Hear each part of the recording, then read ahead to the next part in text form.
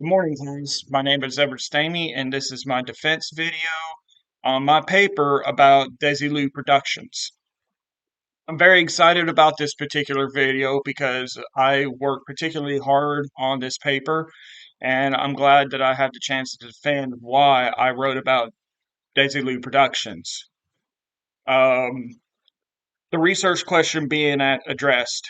My paper aimed to answer why Desi Arnaz and Lucille Ball created Desilu Productions in the first place. What was the historical significance of this decision? My paper also investigated what they did during their ownership of this company that would not only break new ground in Hollywood, but also produce some of the most influential shows that we know today and that we still watch today. The significance of the research question. There were so many significant questions I found during this research paper. One question was what influenced them to start their own studio? I discovered that Lucille Ball was asked to do a radio uh, tour for CBS called My Favorite Husband. Lucille Ball agreed to this, but after a few runs of the radio tour, she wanted to have her real husband star on the show instead of having one brought into her, typecasted into it.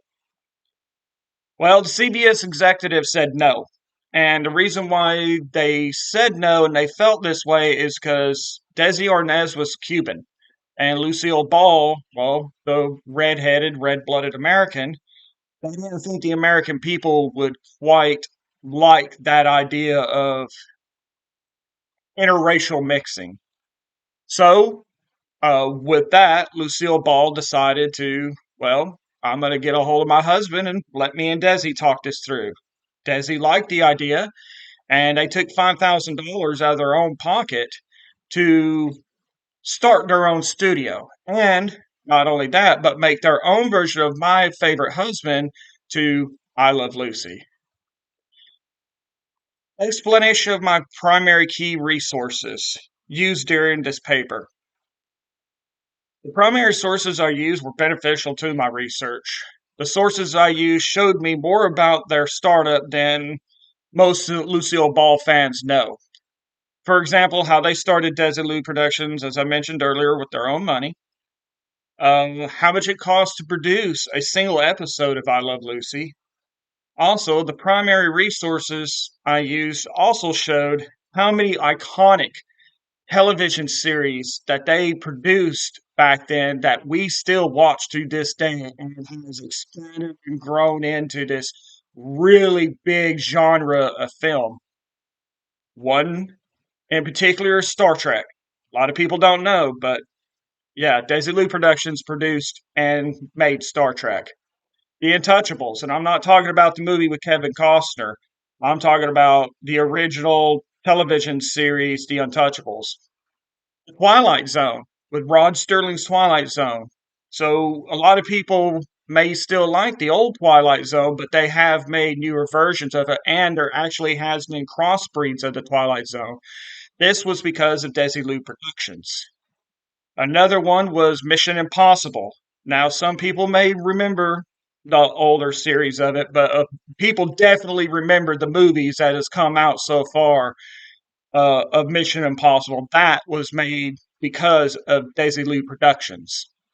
And there's many more other types of series and shows that they created, but the list was very long.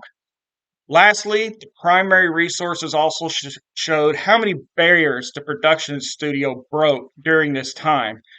This was very significant during this time, and the production studio changed the way television shows were both produced and created.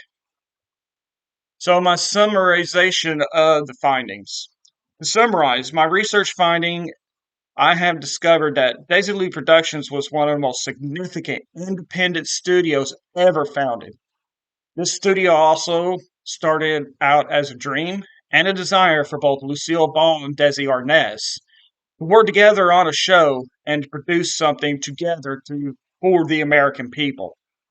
The research also found Findings also pointed out that the studio would later become an inspiration for actors and actresses to be able to come together and start their own production studios as well. Desilu Productions, back during its operation, was at the front of the golden age of television and of television history. It helped push the television series not just into the 20th century, but into the 21st century as well. The research findings showed that they were pioneers of their day, using a three-camera system, which is still used today, and the ability of having reruns. So, one last thing about my research that I found was because of them, we've had so many iconic shows, so many iconic genres to this day. And if it wasn't for people like Lucille Ball, for example, Star Trek would have never been able to live long and prosper. Thank you.